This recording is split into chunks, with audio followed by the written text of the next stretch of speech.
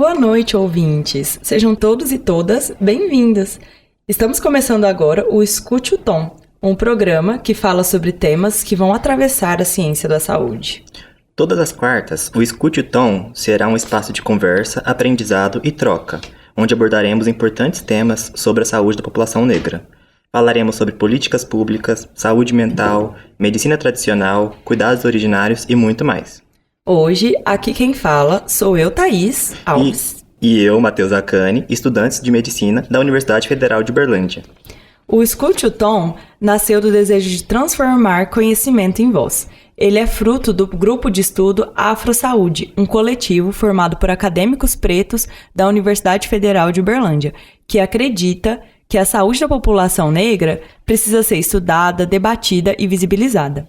E para começarmos a nossa conversa de hoje, queremos primeiro contextualizar o porquê escolhemos esse tema e esses convidados.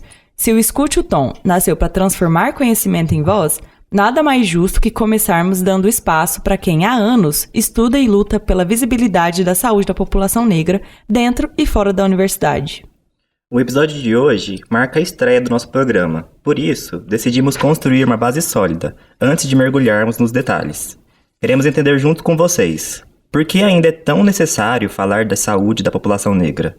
Quais caminhos a ciência, as políticas públicas e a formação médica têm trilhado ou ainda precisa trilhar para garantir cuidado digno e justo. Para isso, no programa de hoje, nós vamos contar com a participação de dois grandes especialistas da área. A doutora Fernanda Nocan, graduada em Psicologia pela Universidade Federal de Uberlândia, doutora em Enfermagem Psiquiátrica pela USP, doutora popular, educadora popular, gente, o currículo é grande, educadora popular, coringa do Teatro do Oprimido, professora do Departamento da Universidade Coletiva da Universidade Federal de Uberlândia, do Departamento de Medicina e coordenadora do Afro-Saúde. E o Dr. Glênio Alves de Freitas, que é enfermeiro formado pela UFO, doutor em epidemiologia pela Fiocruz, docente do Departamento de Saúde Coletiva, coordenador do Grupo de Estudos Afro-Saúde da Universidade Federal de Uberlândia e membro do Grupo de Estudos sobre Povos Indígenas da Fiocruz, Mato Grosso do Sul. É uma alegria enorme ter vocês aqui com a gente nesse início de caminhada. Boa noite, professor Glênio. Boa noite, Thaís. Boa noite, Matheus. Obrigado pelo convite. Boa noite, doutora Fernanda. Boa noite, Thaís. Boa noite, Matheus. Muito obrigada por ter chamado. Eu começo perguntando, então, para a doutora Fernanda sobre a Política Nacional de Saúde Integral da População Negra. Ela existe desde 2009. Como é que você percebe o impacto do racismo estrutural e institucional nos indicadores de saúde da população negra hoje? Matheus, eu acho essa pergunta muito importante, porque nós vemos impactos que ainda são poucos perto daqueles que nós necessitamos, né? E esperamos realmente fazer uma diferença nisso. Vamos pensar, é muito lento esse processo de mudança de um olhar, né, para a população negra dentro, no âmbito da saúde, do SUS, né? O SUS que defende tanto, né, a igualdade, o acesso universal.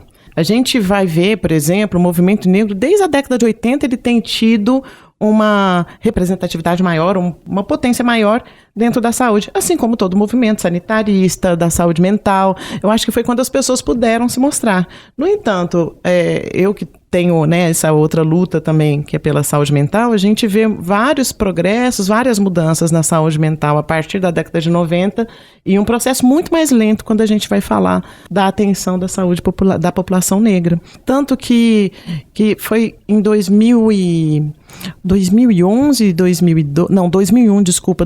2002, que teve uma representatividade, uma discussão dentro da Conferência Nacional de Saúde sobre a população negra. Você pensa, é recente se a gente pensar historicamente nos séculos aí de opressão de uma população, né, que sofreu uma série de explorações, né, de corpos colonizados, de ignorados, né, de uma saúde totalmente precarizada por conta das condições de vida.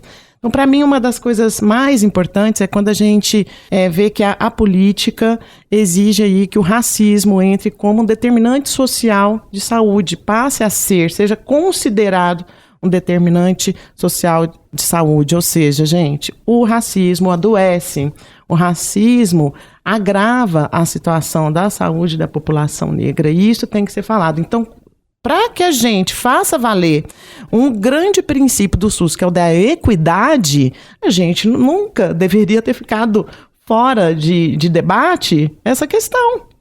Né? Imagine, a gente tem 2009 só que isso vai entrar, vai ter uma política. É uma pena, mas que bom que tem. Só que agora a gente tem que fazer esse movimento que vocês estão fazendo, que nós estamos fazendo, que vários grupos estão fazendo, e tem que ser fortalecido e apoiado, que seja feito ainda mais, para que seja implementado, que realmente haja mudança efetiva. Então vamos falar o que é equidade, porque eu falei essa palavra aqui agora, né? Não sei se o ouvinte sabe, se todo mundo sabe, então vou falar bem com uma simplicidade mesmo, né? Esse princípio do SUS, ele parte do pressuposto que a gente não nasce igual.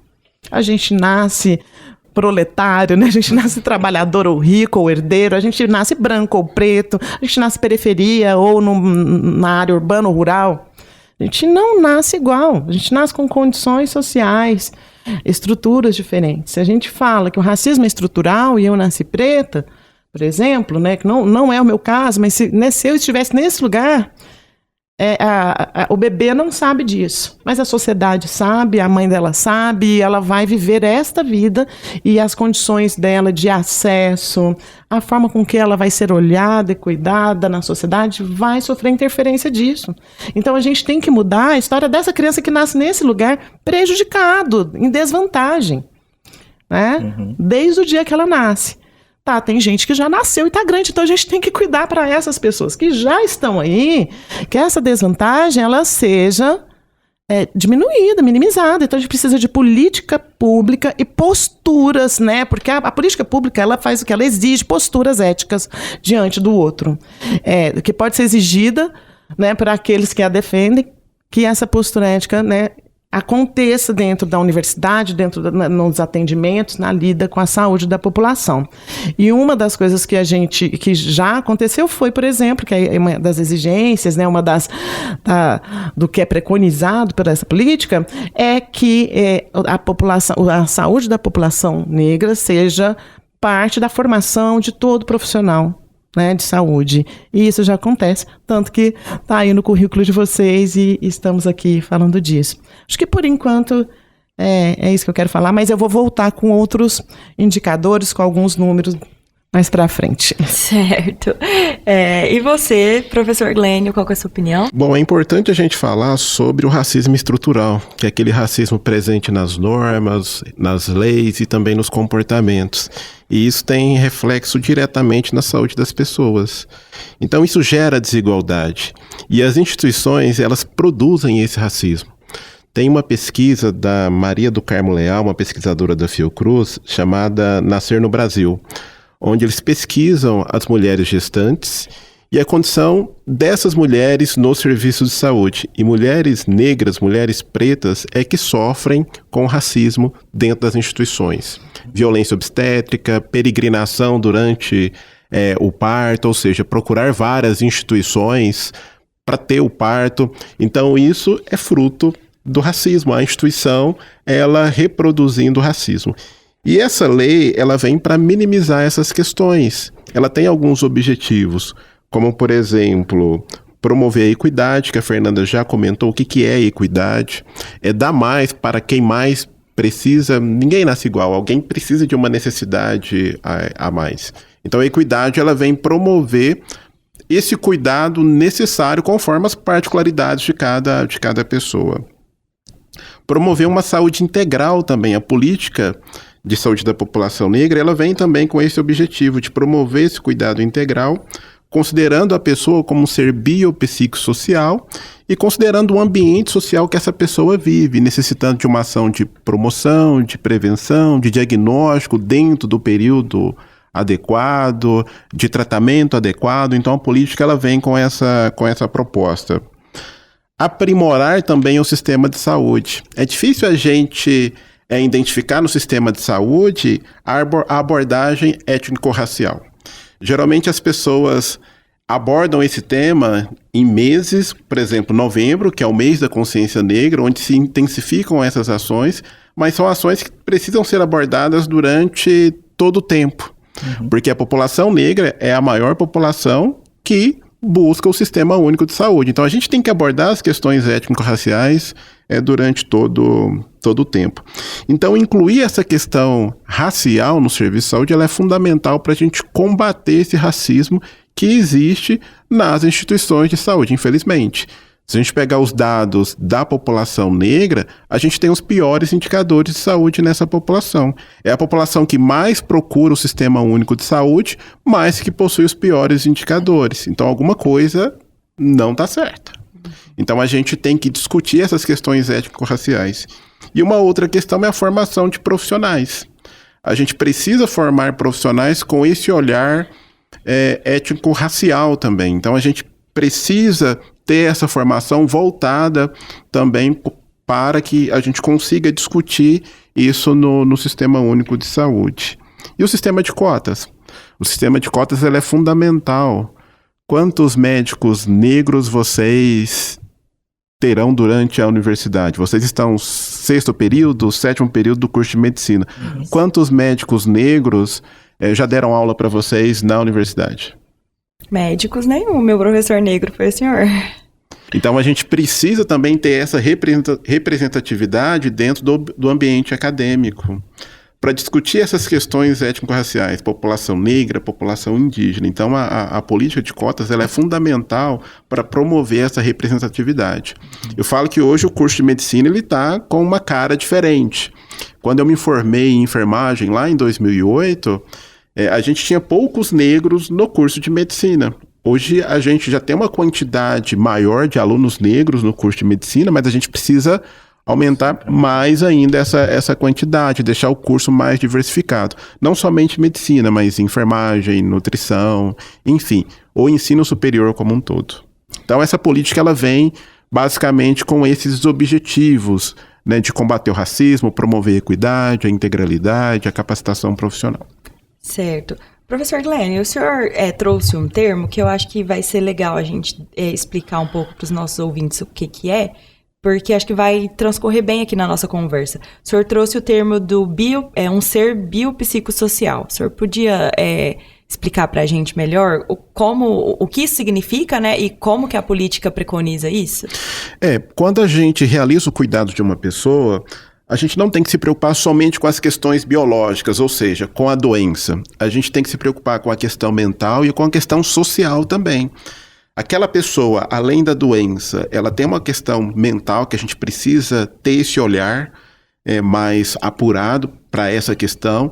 Ela reside em um ambiente, em uma família. A gente também tem que analisar todo esse contexto em que a pessoa está inserida.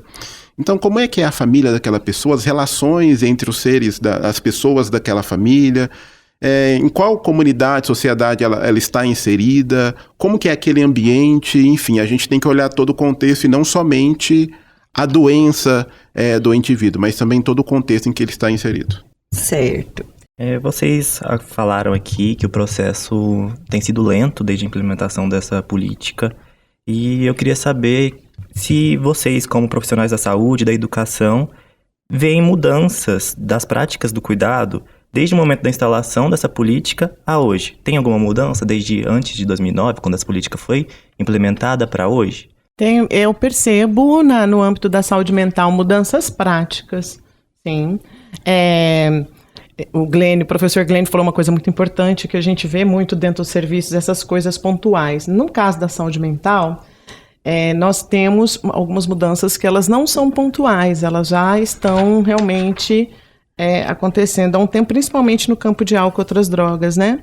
Então, é onde eu mais vejo mudança, principalmente no que diz respeito à abordagem da redução de danos.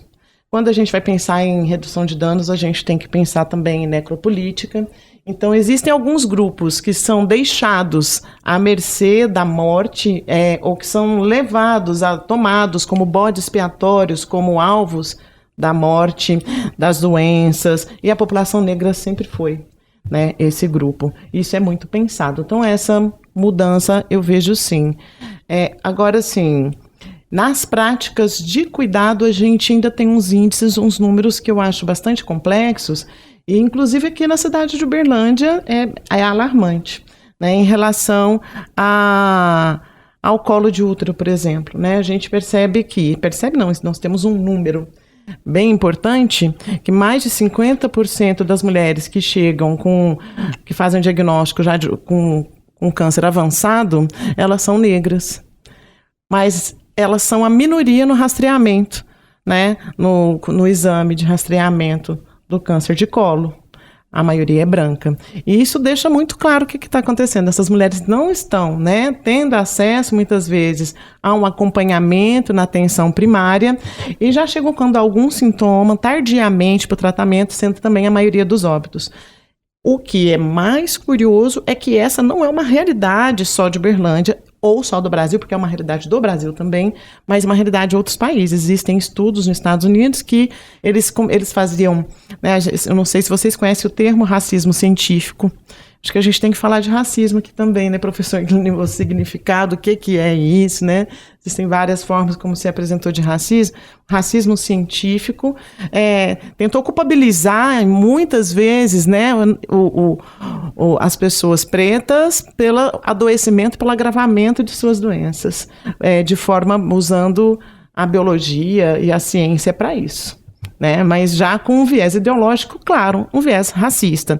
E não só culpabilizar, mas como culpabilizar a pessoa preta, mas também como se justificar das atrocidades, né, da exploração, do próprio racismo que era praticado. Eles são menos, é menos gente, não há problema, né, dessas práticas horrorosas, visto que eu tenho essas justificativas científicas que foram todas colocadas por terra quando a gente começa a entender e a poder falar, né, desse lugar da saúde como biopsicossocial, porque aí as questões sociais e psíquicas precisam ser levadas em conta. Então, os indicadores, infelizmente, eles vão ao contrário, eles falam ao contrário desse cuidado que a gente está esperando, voltando para esse lugar, né, por conta dessa falta de acesso, e essa falta de acesso, né, esse número que a gente fala das mulheres, que depois a gente pode falar mais disso, viu, Matheus? A gente está aqui para falar disso tudo, né? A gente pensa, e as pesquisas trazem, que muitas não procuram por uma série de coisas, né, porque no território é difícil, né, de ter acesso a UBS, é distante, muitas moram em periferias, por conta da história da mulher cuidadora, trabalhadora, e a mulher negra mais ainda cuidadora, mais trabalhadora, e o tempo para esse autocuidado, ele é difícil, mas também por conta do racismo institucional, porque essas pessoas sofrem discriminação nesses ambientes e acabam abdicando do próprio corpo, sim, desistindo do cuidado, né? Certo, realmente.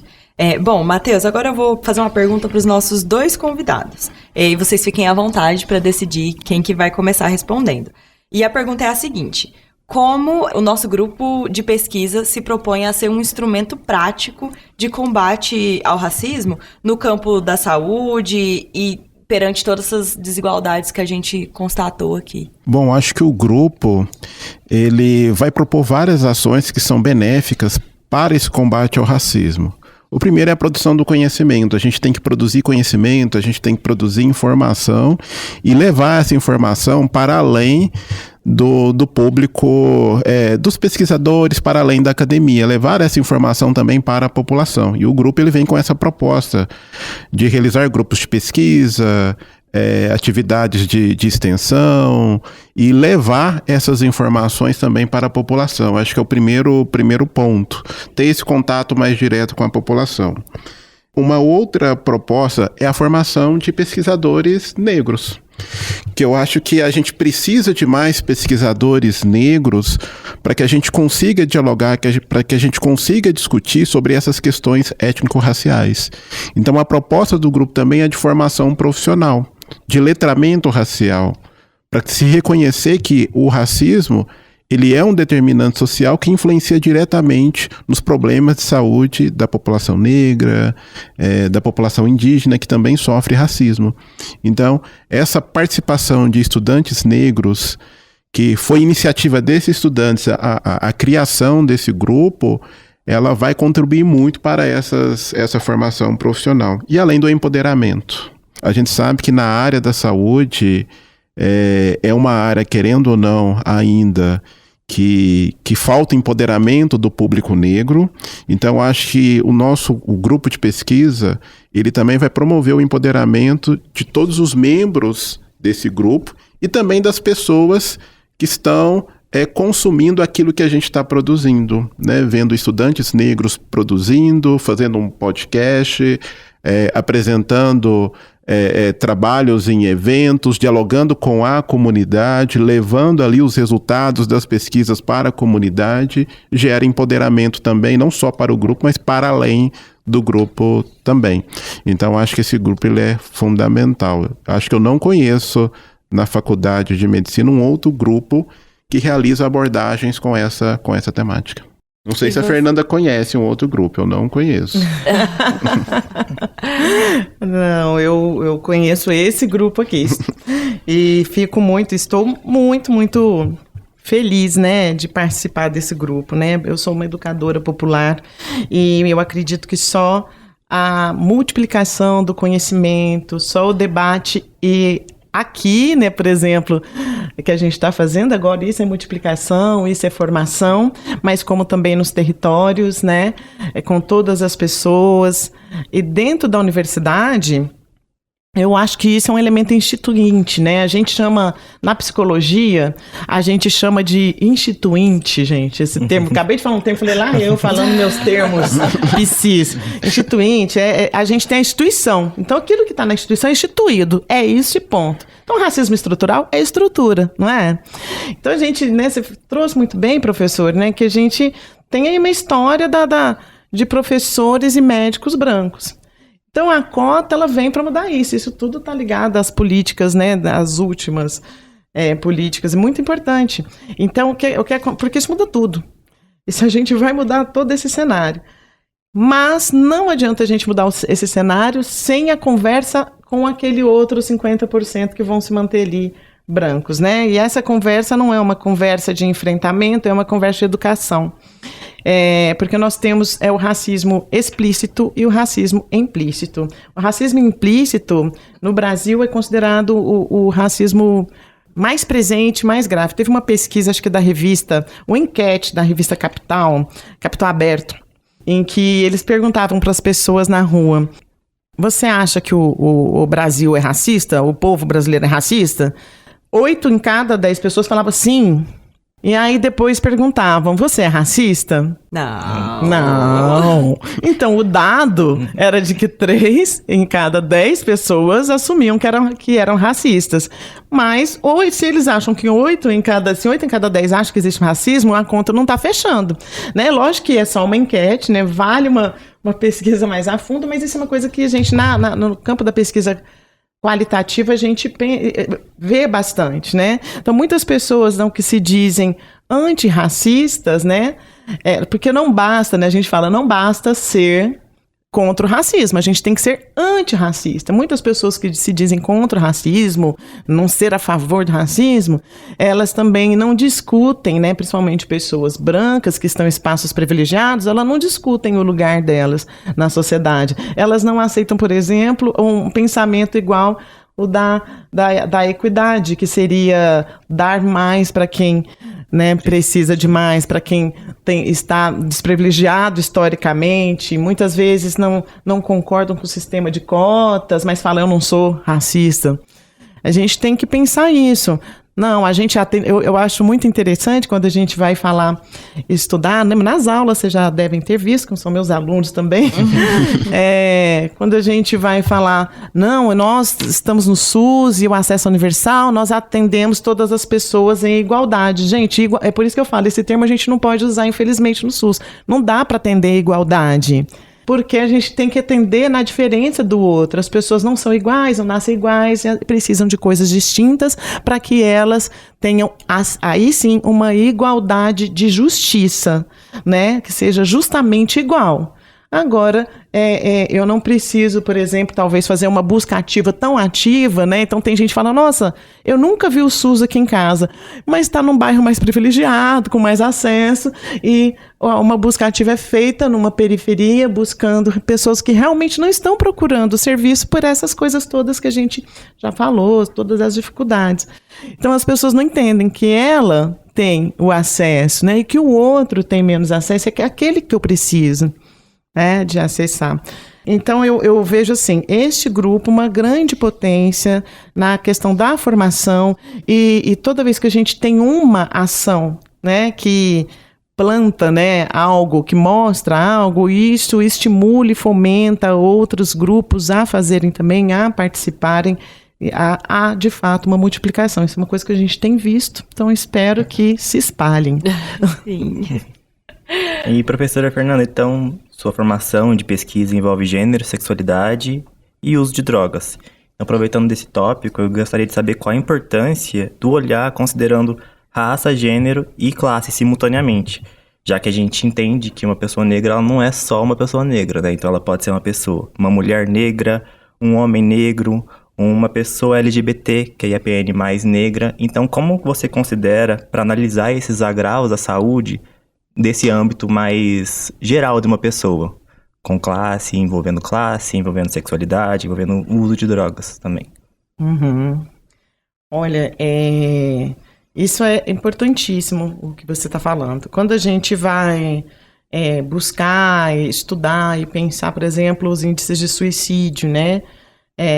O suicídio, ele é mais comum quando a gente pensando, né, na população negra pobre, periférica e trans, por exemplo, né? Então nós temos dados, né, de suicídio de mulheres trans negras maiores do que mulheres de trans branca, mas não é só o suicídio, que seria então um ato que a pessoa realiza contra si mesma por conta de uma questão de saúde mental.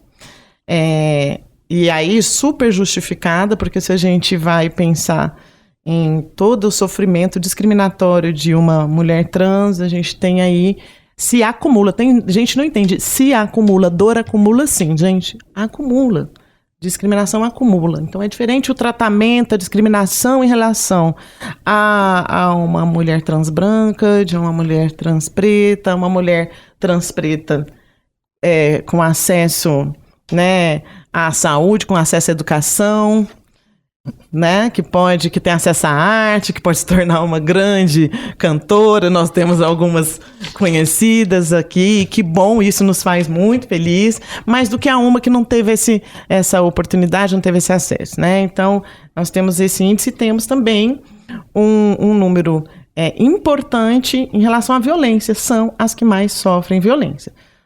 As mulheres, né, nós temos aí um índice alto e crescente de feminicídio no nosso país, com também a maioria das mulheres vítimas pardas pretas, né, não só de feminicídio, mas de violência de uma forma geral, tá? E também de violência de mulheres trans, mulheres pardas, pretas, pobres, são as mais afetadas. Então, esses dados, eu não trouxe dados exatos aqui para vocês, mas esses dados são conhecidos e eles são, muitas vezes eu vejo que eles são meio banalizados, né? Nós tivemos aí aquela atrocidade, no meu ponto de vista, não sei o que vocês pensam, que ocorreu no Rio de Janeiro, aquela operação policial, né? Uma operação que deixou mais de 120 homens mortos. E mais de 120 homens, e grande parte desses homens pretos, que nós sabemos que são alvo, né, dessas operações, são alvo desse preconceito discriminatório. Então não dá para a gente falar que esta população ela não é mais perseguida historicamente. Quando então a gente pensa na interseccionalidade com a população trans e com as mulheres, a gente tem um agravo importante, né? Se fala muito disso, eu acho que principalmente dentro do ambiente universitário, tem processos formatórios no ambiente da saúde, mas ainda é um problema. Eu creio que precisa de ações específicas dentro de cada unidade de saúde, em cada território, formas de cuidado mais específicas. Em relação à violência contra a mulher, a gente vê isso crescente, né? Nós temos várias legislações que estão atuantes, nós temos autoridades preocupadas, principalmente com o aumento do feminicídio, tem se falado mais isso, mas eu ainda vejo que isso é muito incipiente em relação ao público LGBT. Certo. Professor Glênio, tem alguma consideração sobre essa questão, principalmente dessa intersecção, né, entre quando a gente fala de raça com as outras questões sociais, como sexualidade? A raça ela não vem sozinha, a gente tem que trabalhar essa interseccionalidade. Então, se é uma mulher preta, LGBTQIAPN+, então a gente tem que olhar para esse contexto também. Então, não somente analisar a questão racial, mas analisar também as outras questões que envolvem a pessoa. E a questão da violência, né, que a Fernanda comentou, ela está muito presente no serviço de saúde e a população preta, se a gente pegar os dados do Atlas da Violência, que todo ano ele é publicado, a população preta é a mais acometida pela violência, principalmente jovens pretos e as mulheres pretas que são acometidas também pela violência. Então são dados que são publicados, mas, no entanto, faltam ações para que esse alto índice ele se reduz ao longo dos anos. Então, não adianta a gente publicar, a gente analisar, sendo que a gente não tenha uma ação efetiva para combater a violência nos jovens pretos e também nas mulheres pretas. A gente fez uma análise do Atlas da Violência com a turma de medicina do segundo período e a gente avaliou a violência entre os idosos e a gente analisou a expectativa de vida. O homem preto, ele vive em média 56 anos, ou seja, não chega nem a 60 anos. E isso é decorrente do quê? Da violência, das doenças crônicas não transmissíveis, enfim, vários fatores que acabam ocasionando essa morte prematura desses homens. Então, analisar essa interseccionalidade ela é fundamental para a gente conhecer aí esse universo e realizar ações efetivas, que consiga combater esses altos índices de violência, de doenças, de agravos que acomete a população negra, a população preta. Certo. Doutora Fernanda, aproveitando que a senhora falou, né, referenciou essa última ação que teve no Rio de Janeiro, a gente queria falar um pouquinho sobre drogas. Porque a gente sabe que existe essa associação, né, a criminalização e o encarceramento em massa, que é desproporcional quando a gente fala da população negra.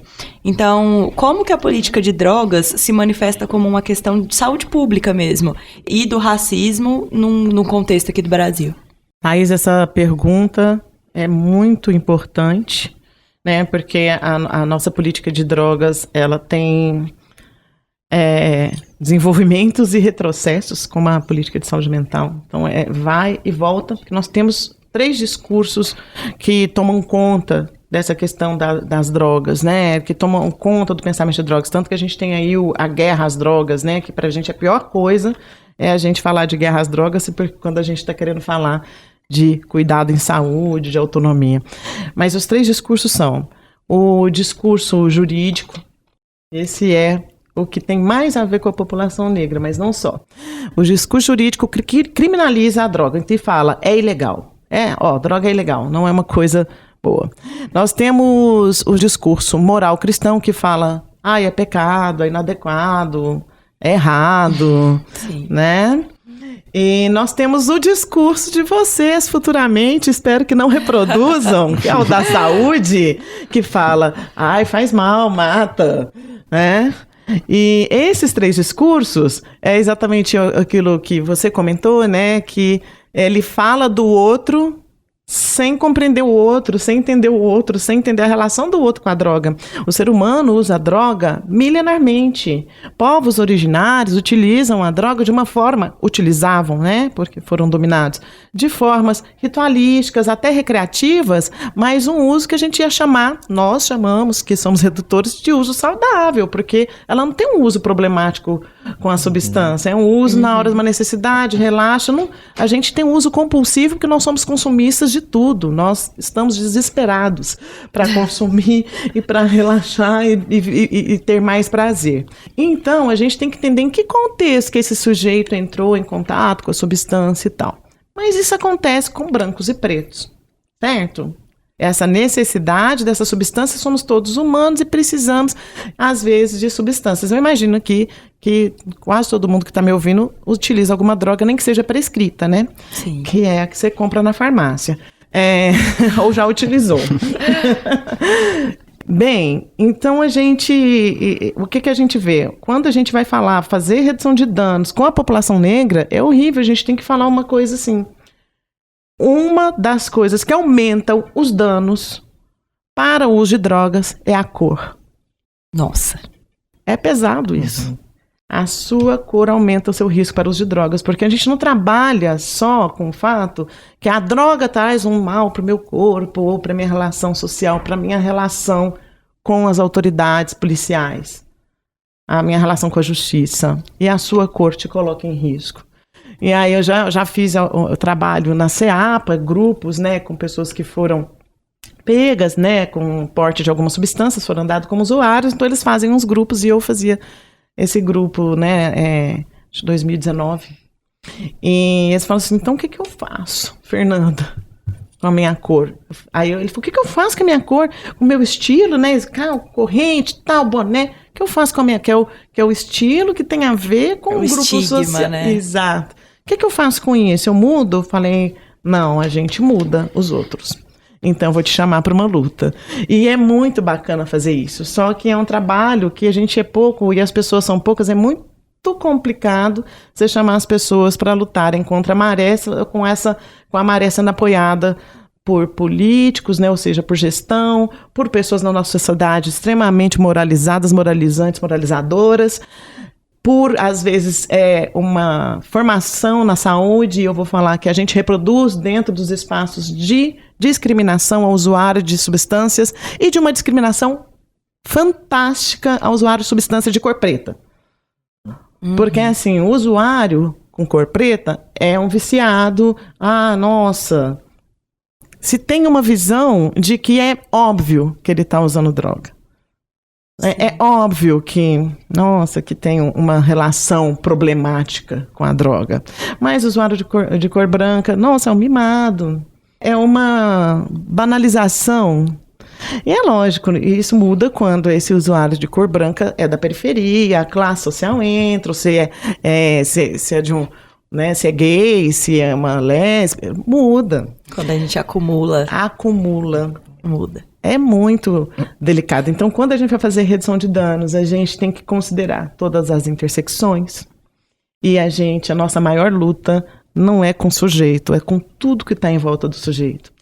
E fortalecer esse sujeito, você falou do termo empoderamento, né? Que eu acho muito importante.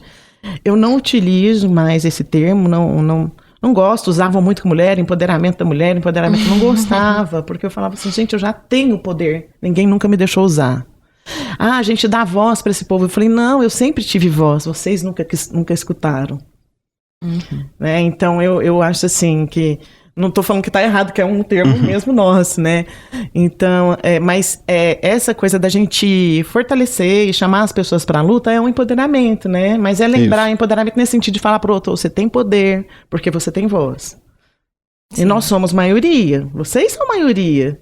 É incrível como, sendo maioria, né, a população negra e parda se unindo, acabou, não tem para ninguém. Mas por quê? Porque uma população pequena, maioria branca, elitista, ela detém o poder, né? Detém o poder político, detém o poder discursivo e o poder econômico.